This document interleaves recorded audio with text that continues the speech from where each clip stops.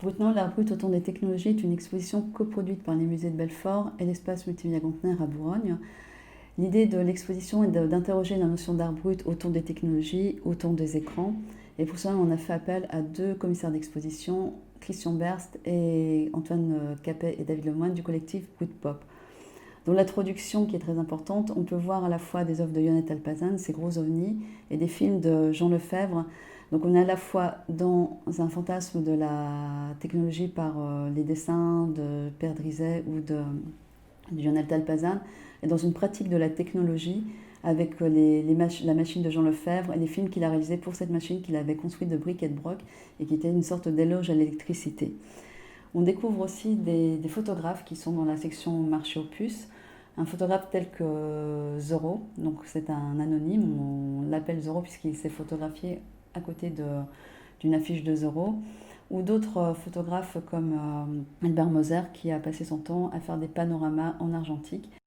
Dans les sections calculettes, on peut découvrir quelqu'un comme Pepe Gaëtan ou Dan Miller. Donc Dan Miller qui s'est amusé à faire des listings de mots, une sorte de code très étrange.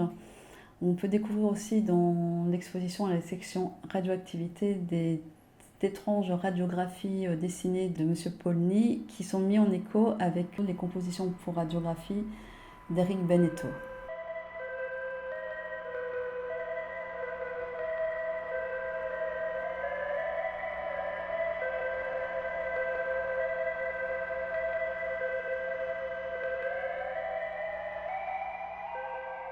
Dans la section Big Bang Theory, on a à la fois des œuvres de John Eurocamp, donc qui sont des schémas, des formules secrètes, et celle d'Oscar Morales qui lui imaginait l'ordinateur du futur, mais dessiné. On a également un jeune artiste, Enzo Schott, qui fait partie de ce qu'on a appelé la section Art Brut 2.0, donc qui était proposée par le collectif Brut Pop, qui lui fait de Minecraft un outil artistique et de ses obsessions comme l'inondation, les catastrophes naturelles, un exutoire pour ses créations. Donc la spécificité de l'espace conteneur, c'est d'avoir deux sections consacrées au son, Phonorama, avec notamment les créations sonores de Hans Klutzy, qui s'est amusé avec plusieurs magnétophones, enregistrer les sons de son quotidien, à faire une création. On est vraiment dans l'esprit du field recording.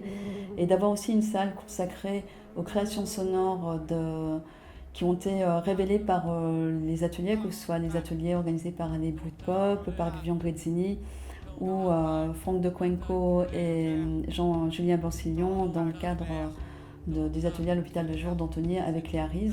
Donc l'idée, on est loin de l'art-thérapie. L'idée ici, c'est vraiment de présenter des musiciens qui sont sur une pratique très expérimentale et très radicale et qui ne laissent pas indifférentes généralement les auditeurs. Et la salle qui est juste à côté, c'est une salle qui est dédiée à Jean-Marie Massou. Alors Jean-Marie Massou, qu'on peut voir sur les photos de Mathieu Morin dans la salle, passe son temps lui aussi avec plusieurs magnétophones à s'enregistrer, enregistrer ses complaintes, parce qu'il y a un message à nous faire passer, et à monter, faire des compositions sonores avec des émissions de radio, de la musique. Il réinterprète aussi parfois des chansons qu'il affectionne particulièrement. On est vraiment dans une pratique du collage sonore, collage qui est très important pour lui puisque c'est aussi le collage plutôt plastique là, dont il va se servir pour faire les pochettes de ses cassettes que malheureusement on ne peut pas montrer lors de l'exposition puisque Jean-Marie Massot, toujours vivant, ne veut pas qu'on les montre.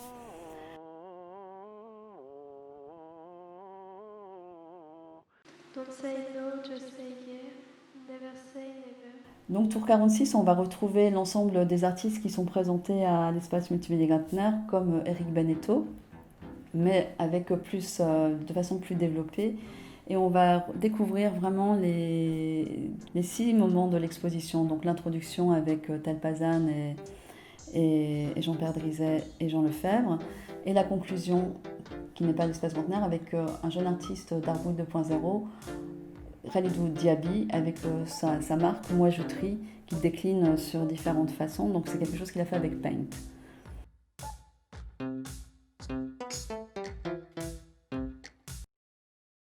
Et bien sûr, toujours indispensable. Et bien sûr, ont besoin de nos progrès.